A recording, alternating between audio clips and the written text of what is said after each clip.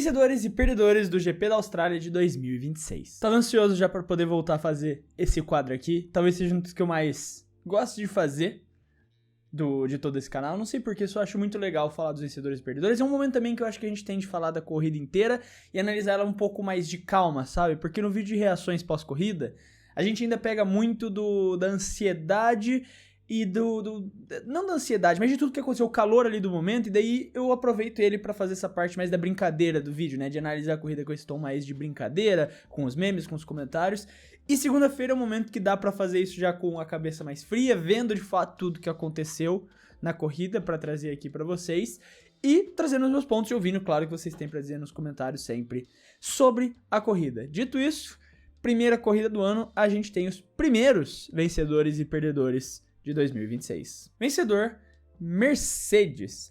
No vídeo do short, se você assistiu, eu coloquei só o George Russell como vencedor. Aqui no vídeo eu vou englobar a Mercedes, porque eu já vou incluir o Kimi Antonelli na brincadeira e, obviamente, a equipe. Eu acho que nesse momento, principalmente por ser a primeira corrida da temporada, faz muito mais sentido a gente englobar equipes do que só necessariamente os pilotos. Vão ter pilotos particulares que vão estar ou em vencedores ou em perdedores, por situações próprias e específicas, mas no geral é muito difícil a gente ainda só falar de um piloto ou de um só de um piloto, na verdade, como só ele vencedor ou como só ele perdedor, nesse momento que a gente ainda está descobrindo a real situação das equipes e o que elas vão estar brigando para em 2026.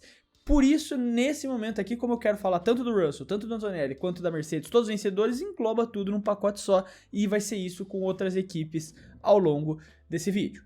Bom, acho que a Mercedes chega já confirmando em 2026 seu favoritismo, né? Chega aqui confirmando, batendo na tecla que a gente vinha batendo ao longo de toda a pré-temporada, de que a Mercedes tem o melhor carro, de que o motor Mercedes está muito na frente, e pode ter gente, mas Fred, se o motor Mercedes está tão na frente, por que McLaren, por que Williams, por que Alpine não tiveram o mesmo desempenho? Porque, supostamente, né, o software, um dos softwares do motor atualizado, só foi passado para as equipes a partir do final de semana do GP da Austrália. Então, McLaren, então Williams, então Alpine, estão muito atrás ainda em entender o real funcionamento. Para a temporada, a Mercedes tem que oferecer as mesmas coisas para as equipes. Eles esperaram até o último momento para fazer isso, para sair com a vantagem. E é isso tudo, né, não é oficial, não é confirmado, mas é o que supostamente está acontecendo. E por isso as equipes de motor Mercedes ainda não estão tão boas quanto a Mercedes, porque eles ainda não sabem operar com a mesma eficiência que a Mercedes já sabe fazer. É a equipe que fez o motor, então obviamente eles já iam saber mais, mas está operando há mais tempo, já entende melhor isso há mais tempo. Sem falar que o carro também, obviamente, está muito bom. O motor sozinho não vai ganhar, corrida não vai ganhar campeonato, o carro também tem que estar muito bom. E evidentemente o carro da Mercedes está muito bom. Teve ali um certo momento de susto em que pareceu que não ia vencer a corrida. Você teve a disputa, né, da Mercedes com as Ferraris e tudo. A Ferrari depois fez questão de cagar na estratégia e ir pro fundo. E pro fundo não, né? Nossa, falando assim parece que foi horrível.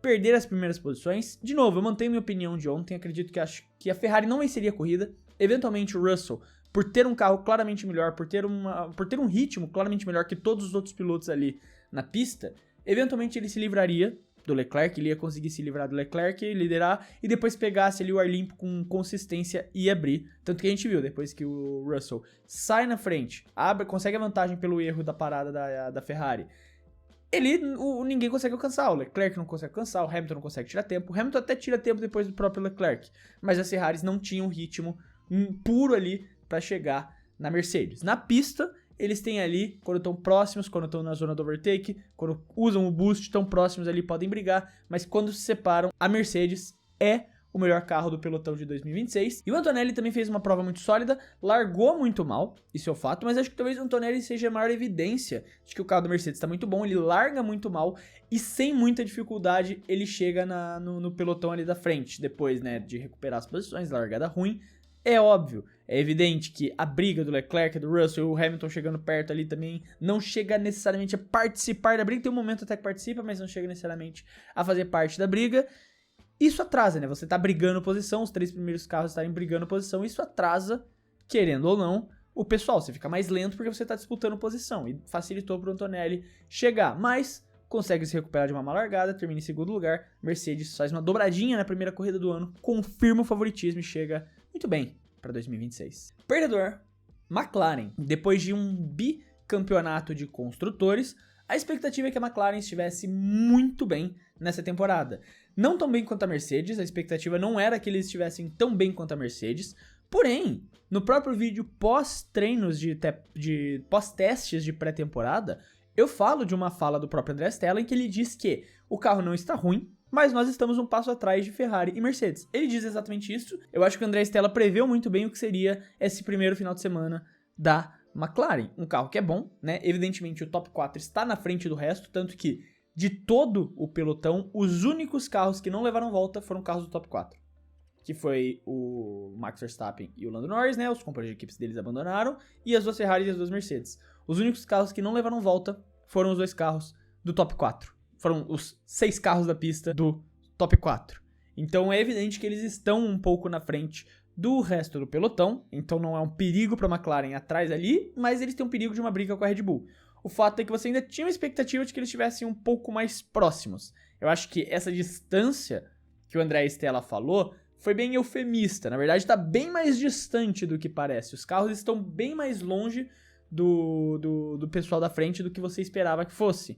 A McLaren claramente não tem carro para brigar pelo campeonato nesse momento. Pós-GP da Austrália, a McLaren não tem carro para brigar com Ferrari, não tem carro para brigar com Mercedes. Ela vai estar brigando neste momento com a Red Bull pela terceira e quarta colocação no campeonato de construtores. Claro, o campeonato é muito longo, tem muito tempo para evoluir, tem muito tempo para eles aprenderem a operar esse motor. Quer dizer, não tanto porque, querendo ou não, o motor vai sofrer a perda, né? O truque do motor Mercedes vai ser retirado pós-GP do Canadá. E ainda pode perder 2 GPs nesse meio do caminho, né? Jeddah e Bahrein. Pode ser até que quando você esteja vendo esse vídeo já tenha saído. É bem provável que a Fórmula 1 solte essa semana algum comunicado sobre isso para não ficar muito em cima da hora também. Então, é realmente ali um começo de temporada um pouco abaixo do que você tinha expectativa. Eu imaginava que a McLaren fosse estar atrás, mas não tão atrás assim. E por isso eu coloco a equipe toda como perdedor. O Oscar Piastri não preciso nem dizer, né? O que aconteceu com o Oscar Piastri. Vergonhoso no GP de casa você bater na volta de ir pro grid. Depois do ano passado, ele não pode cometer esse tipo de erro. Depois do que aconteceu no ano passado, o Piastri não pode cometer esse tipo de erro. Não pode. Simplesmente não pode. Cara, tudo bem, tem a maldição do piloto da casa no GP da Austrália, mas é inegável que, cara, assim, ele já começa se colocando pressão. Se o Lando Norris começa o ano se colocando pressão com as falas dele, chamando hate pra ele, que era exatamente o que eu elogiei ele no ano passado, de ter evitado, de ter se livrado, o Oscar Piastri faz a mesma coisa, que é o que cria os problemas dele, que são esses erros bobos, essas coisas bobas que ele faz, que, cara, eu realmente não sei, é complicado, mas o Piastri já começa se colocando pressão. O Lando Norris na corrida foi bem, fez o que podia fazer com o carro, terminou na melhor posição possível, se defendeu bem do Verstappen e termina numa boa quinta colocação, mas no geral a McLaren entra como perdedora. Vencedor, Ferrari. E sim, foi uma das equipes que eu coloquei nos shorts e mantenho meu ponto, apesar de muita gente ter falado da questão da estratégia, que eu considero que foi um erro, e eu vou comentar obviamente. Eu não consigo não colocar eles como vencedores apesar do erro, porque, de novo, pra mim, a Ferrari não tinha carro pra vencer a Mercedes claramente era o melhor carro ali na pista, podiam manter uma disputa, podiam ter sonhado com uma posição melhor, ainda mais por conta do que aconteceu com a má largada do Antonelli, os dois carros da Ferrari estarem ali em segundo e terceiro, podiam muito bem brigar por essas duas posições do pódio. Então sim, por essa questão e por um erro estratégico, a Ferrari perde uns pontinhos, mas por um começo de ano muito bom, baseado em como foi o final do ano passado, por tudo que foi apresentado e pela própria Ferrari já ter mostrado essa possibilidade de evoluir nas próximas corridas, como a própria questão da asa lá, que vira sozinha, maluca, a asa Beyblade deles. Eles já falaram que é algo que ainda vai ser introduzido. Muitas das atualizações, muitas das coisas que eles usaram nos testes de pré-temporada, eles já foram falando, tipo, a gente usou muito como um teste mesmo para testar protótipos, testar coisas, e a gente vai aprimorando e evoluindo ao longo da temporada para ir adicionando. Então eles já colocaram esse teto de que podem evoluir. Eles deram essa expectativa positiva para o resto da temporada de 2026.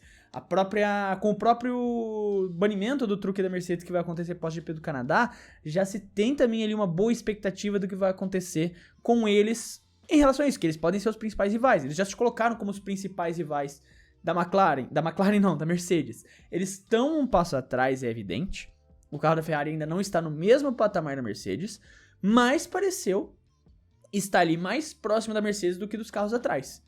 E isso é um grande sinal, um sinal positivo. Se mostraram claramente ser a segunda melhor equipe e que tem o potencial, tem o teto para evoluir, especialmente por conta das largadas. Pode ser que nas classificações o carro ainda não esteja tão bom quanto a McLaren, ali Red Bull, ainda brigue com esse pessoal. A Mercedes em classificação está em outro patamar, mas na corrida, principalmente por conta das largadas, eles conseguem se manter na frente. Eles largam bem e vão junto embora com a Mercedes para disputar lá na frente e ganhar essa vantagem. As largadas da Ferrari estão muito boas e o Lewis e o Charles claramente estão ali.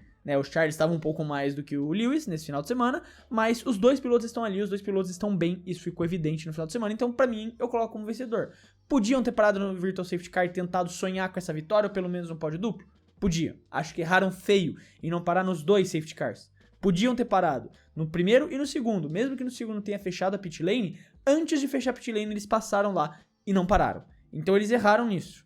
Eles erraram em não ter parado os carros e perderam a possibilidade de brigar por um pódio duplo. Mas, ainda assim, por conta de todo o resto, pra mim pesa pros vencedores. Perdedor, Williams. Realmente não é um bom começo de temporada Williams. É um péssimo começo de temporada Williams. Eles foram uma montanha-russa de emoções, né? Começaram lá embaixo, começaram tudo errado, não vão passar no crash test. Primeiro começou, na verdade, com hype, né? Investimos todo, focamos muito no carro de 2026, não passamos no crash test, vamos perder o teste de Barcelona. Não, conseguimos consertar, o carro tá levinho, olha como o carro tá bom, e atualizamos o carro e ele ficou pesado de novo. Então, a Williams começa nessa montanha-russa, o próprio pessoal da Williams tentou acalmar, o James Wallace tentou acalmar nesse sentido, falando que o carro não está ruim. O problema é que as atualizações voltaram o peso. As atualizações voltaram a tornar o carro pesado. E, assim, é complicado, porque a Williams cria uma expectativa gigantesca. Ela criou uma expectativa. Ela realmente vendeu essa ideia de que 2026 esse é um grande ano. Não, desligamos o investimento no carro de 2025, estamos focando em 2026, estamos em 5º lugar, foca nessa temporada e chega aqui e a equipe tá mais perto do fundo do pelotão do que da frente, né? Muito mal mesmo. O Sainz na classificação, né? Não preciso nem dizer, não conseguiu nem participar. Daí na corrida, os dois carros apagadíssimos, não tiveram nem condição de sonhar com os pontos. O fato é que claramente a Williams está acima do peso e precisa corrigir isso. A Williams trouxe atualizações, essas atualizações deixaram o carro acima do peso. É difícil, é um começo bem difícil para Williams, com toda a expectativa, com tudo que se vendia, com toda essa ideia que o James Wallace trazia desse grande ano, essa grande virada. Venderam pro Carlos Sainz, né, pra conseguir convencer de que a Williams estava nessa constante, nessa subida, de que iria ser uma grande equipe nos próximos anos. Ele tá vendendo, né? Ele mesmo disse que até 2028 ali, com tudo pronto, com a fábrica nova toda construída, quando a Williams pretende começar a dar próximos passos maiores na Fórmula 1, com toda a fábrica reformada, no caso, e 2026 não começa bem dessa maneira. Temos que esperar, temos que ver como vai ser o resto do ano, mas agora em 2026 a Williams começa como perdedora. Vencedor, Arvid Lindblad. Um grande começo de temporada do Arvid, realmente um grande começo. O Arvid chegava com essas dúvidas, né, com essas interrogações, porque ele não tinha mostrado tudo isso nas categorias de base, ele ainda não tinha mostrado tudo isso, por que a Red Bull estava querendo apostar tanto nele, por que a Red Bull estava querendo forçar tanto ele na Fórmula 1, não tinha ainda mostrado pro mundo tudo isso. Chega na Fórmula 1, com todas essas dúvidas, com todas essas questões, faz um grande final de semana, faz uma grande classificação, faz uma grande corrida. Ele tava lá, ficou na zona de pontos o tempo todo, não ficou nem ameaçado em perder as pontuações em nenhum momento. Claro, perdeu posições, evidentemente, largou muito bem, tava numa boa posição, se enfiou nos carros de ponta ali na largada, por conta de uma boa largada que o Lindblad faz, mas eventualmente por conta do carro que ele tá pilotando, ele não consegue se manter, é evidente. A Racing Bulls não tem condição de ficar na frente lá brigando com Ferrari, com Mercedes, com McLaren, com Red Bull, e vai perdendo gradualmente essas posições, até se defende bem ali do Verstappen por um tempo, mas depois, inevitavelmente, o Verstappen ultrapassa e o Lindblad cai as posições pro meio ali do grid, e fica muito bem na zona de pontuação, realmente surpreende muito, não era um piloto que tinha essa expectativa, não era um piloto que o pessoal tava colocando todo esse hype pra ir tão bem, pelo menos na primeira corrida, e justifica exatamente esse investimento, todo esse hype que a Red Bull tentava vender dele, de subir ele cedo das categorias de base, de pagar tudo o que precisava pagar, de fazer a pressão política para ele conseguir a superlicença antes da hora, fazer tudo o que precisava pro Arvid Lindblad conseguir, e o nome dele é um trava-língua, tá? Não parece, mas é um trava-língua de hélice, mas fazer tudo o que precisava para ele conseguir subir, mesmo não tendo se provado nas categorias de base, mas a Red Bull confiava no trabalho dele, e ele chega muito bem, inclusive pulando para o nosso próximo nome, perdedor, Liam Lawson, que realmente é um grande perdedor nesse final de semana. Por tudo que aconteceu, assim, no final das contas, na classificação, ele se classifica bem, se classifica ali na frente do Lindblad e mostra que, ok, não, eu ainda sou o primeiro piloto e ainda tenho que mostrar isso para a equipe. O problema foi que na corrida, a largada, apesar de não ter sido totalmente culpa dele, como já foi admitido pela equipe, não foi totalmente culpa dele o problema da largada, teve mais problemas ali na equação, e felizmente o Colapinto conseguiu desviar e não teve nenhum acidente mais grave naquela largada, mas o cenário é que o Lawson larga muito mal, e na corrida ele compra brigas desnecessárias. Porque assim, na corrida ele fez o que ele precisava fazer, não é bonito pelo resultado final, principalmente, porque ele termina atrás do Arvid, né, com o novato chegando ali, o Lawson é teoricamente a experiência da equipe, ele que precisa vender o nome dele pra defender, quem tá defendendo o nome pra ficar na Fórmula 1 agora é o Lawson. Quem tá defendendo o nome pra se manter na Racing Bulls é o Liam. Ele que tá ali tentando vender pra Red Bull de que ele merece ficar mais um ano, de que ele merece continuar na F1. E começar dessa forma, começar perdendo pro Arvid não é bonito, mas na corrida ele até fazia o seu papel, tentou escalar ali o pelotão.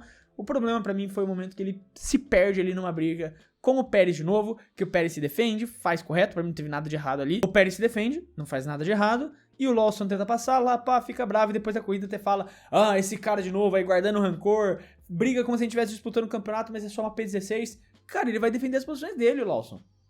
Você vai ficar mordendo isca, você vai ficar pegando rage bait do Pérez, você vai ficar se mordendo porque o Pérez defendeu posição. Isso não é positivo pra sua imagem, cara. Sabe? Ignora. Acabou. O Pérez fez o papel dele, ele se defendeu. Nenhum piloto vai deixar você se ultrapassar. Só que você tá mordendo de novo esse bife que você tem com o Norris. Com o Norris não, nossa. Foi por outro motivo que eu falei Norris depois de falar a palavra bife. Mas com o Pérez. Você ainda tá sentido. Você mostrou que você tá com rancor, que você guardou esse rancor por tudo que aconteceu. E isso não é positivo pra sua imagem, cara. Isso realmente mostra que, cara, você tá lá no fundo do pilotão, você brigou pra escalar, você não voltou pros pontos e tá se preocupando em brigar com o cara da Cadillac, da equipe que terminou com 300 voltas atrás, só não terminou com mais volta que a Aston Martin, sabe? Pô, cara, foca em fazer o seu, sabe? Seu companheiro de equipe terminou nos pontos. Eu acho que talvez isso tenha deixado ele nervoso, tenha deixado uma pressão começando a bater na cabeça dele, que ele sabe que se ele não estiver performando bem, e o Kutsolov até performando muito bem nesse final de semana do GP da Austrália, começando a entregar resultado, quem tá na reta é ele até o final da temporada sem entregar resultado, sabe? Então, ele é um perdedor nesse final de semana. Vencedor, Oliver Bearman, que começa a temporada de 2026 muito bem, terminando ali numa 7ª colocação, se aproveitando ali de um caos, de uma estratégia bem feita da Haas para conseguir colocar esse carro numa posição melhor, conseguir colocar esse carro da Haas numa posição mais competitiva, e realmente já começa o ano batendo no seu companheiro de equipe, mais uma vez. Dessa vez em questão de corrida mesmo ali. O Ocon termina em 11º e o Bearman termina na 7ª colocação. E os fantasmas começam a aparecer, sabe? O Bearman mais uma vez faz um grande final de semana. Eu até coloco aqui, eu vou colocar um perdedor junto, Ocon, o vencedor e perdedor junto no meu bloco aqui, Ocon, porque já começa a sombra a aparecer nas costas do Ocon mais uma vez. O Bearman e o Ocon se classificam próximos, e quem que vai pontuar, quem que termina bem na corrida? O Oliver Bearman. O Ocon fica lá fora dos pontos mais uma vez. Já começa a sombra a aparecer, já começa a aparecer essa perseguição. E eu coloco os dois atrelados porque eu acho que um é inevitável do outro nesse sentido. Eu não acho que é a mesma situação do Lindblad e do Lawson. Eu acho que aqui é meio que inevitável. O Bearman vencer quase que inevitavelmente faz o Ocon perder. Ainda mais pelo que o Ayoko Mato já falou no começo desse ano, de que esperava mais do Ocon. E se esse mais não vier, é o do Ocon que também tá na reta. O Ocon começa 2026 muito pressionado pra mim. O piloto mais pressionado de 2026 é o Esteban Ocon pra manter sua vaga. E ele já não começa bem, já começa com o pé esquerdo, enquanto o Bearman faz seu trabalho. Mais uma vez mostra que esse talento ali da Haas pro futuro da Ferrari. E pontua, termina nos pontos ali, faz uma corrida sólida e joga essa pressão pra cima do Ocon mais uma vez. Ainda acho muito cedo, ainda mais por ser uma equipe, né, meio de pelotão, que são equipes que tradicionalmente são um pouco mais instáveis. Você nunca sabe como vai ser o próximo final de semana, mas já começa preocupante, a sombra já começa a crescer nas costas do Ocon por conta de uma boa performance do Oliver Bearman mais uma vez. Perdedor, Red Bull. Outra equipe que eu coloco como perdedor nesse final de semana, porque até prometeu bastante na corrida, até parecia que poderia ser a terceira força com a classificação do Hadjar. Só que os problemas no carro do Verstappen já custaram um dos carros, né? Um dos carros já nem classifica por conta de problemas, não foi culpa do Verstappen, foi admitido já, né? Teve problemas ali com o próprio carro do Verstappen e ele abandona no Q1. O Radiarta faz uma grande classificação, coloca esse carro lá na frente e brigaria tranquilamente para ser essa terceira força na corrida. Começa a corrida e o motor do Radiar abre o bico. Um lado positivo para se olhar disso parece realmente que o Radiar vai se livrar da maldição do segundo piloto. A gestão Laurent Mekies, que é melhor em gerir os seus dois pilotos, em cuidar de jovens pilotos, realmente está trabalhando para que o carro seja mais amigável com os segundos pilotos, não constrói mais esse carro a risco, cria um ambiente menos tóxico para o segundo piloto e o Radiar já começa muito bem. Já começou muito melhor do que todos os outros que tinham começado. Pérez até começa bem na Red Bull, mas não foi tão bem assim, né, com essa expectativa, principalmente depois da boa classificação do Radiar. Claro que daí o motor Red Bull, Ford, com cheirinho de Honda, explode no meio do caminho e deixa o coitado Radiar na mão, que ia fazer um bom final de semana, estava muito bem na corrida, colocando todas as expectativas da Red Bull no colo do Verstappen, que precisou fazer uma corrida de recuperação, faz uma ótima corrida de recuperação, lá da P20 para P6, mas para na barreira chamada Lando Norris, não consegue ultrapassar o Lando, fica preso ali, tenta, não consegue e inevitavelmente ele só desiste, deixa o Lando abrir e fica quietinho na sexta colocação.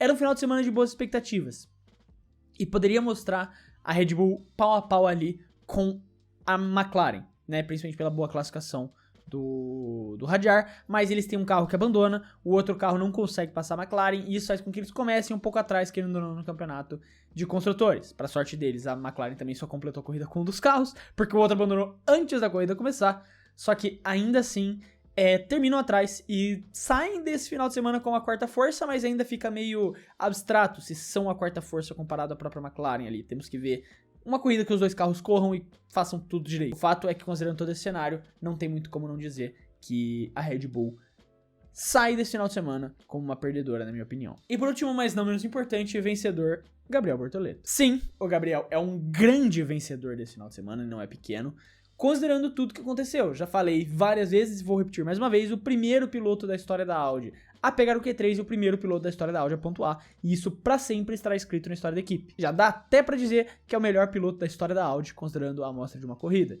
Então, grande final de semana do Bortoleto, mas classificação sempre foi um grande ponto dele, a gente já sabe. No último ano, o Gabriel já tinha se mostrado um grande classificador, ele estava muito bem em questão de classificação, não à toa empatou com o Hülkenberg no quesito classificação, que é um ótimo piloto de quali. O Hulk sempre foi um ótimo piloto nesse quesito.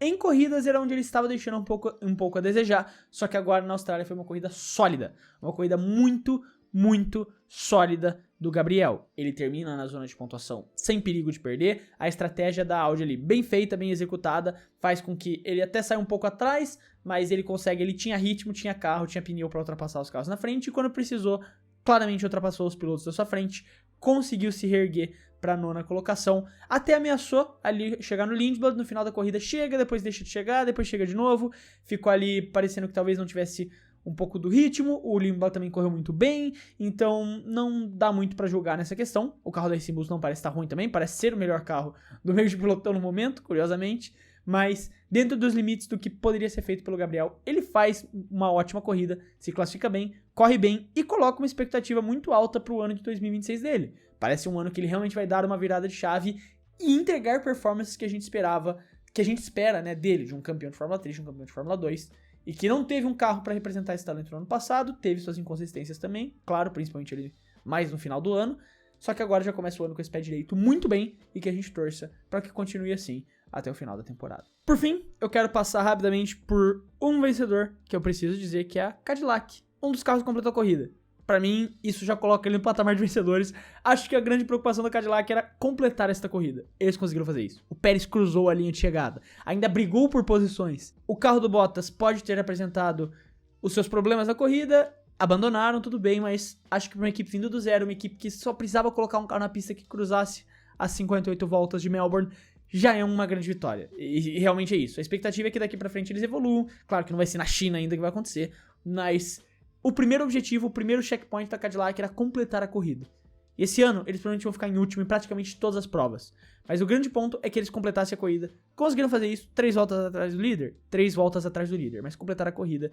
E eles são vencedores, no final das contas. Não é um grande vencedor, mas essa vitória tem que ser mencionada. Mas aí tá os vencedores e perdedores do GP da Austrália de 2026. Eu quero, como sempre, saber a sua opinião. Não esquece de deixar ela aí na caixa de comentários. Se você gostou, não gostou, concorda, discorda, o que você tem a dizer. Lembrando aqui também que se você gostou do vídeo e quiser ajudar o Clube da F1, você pode fazer isso se inscrevendo no canal, porque ajuda muito a poder continuar produzindo todos esses vídeos aqui pra vocês. No mais, eu quero deixar um abraço pra você que ficou até aqui e até o próximo vídeo.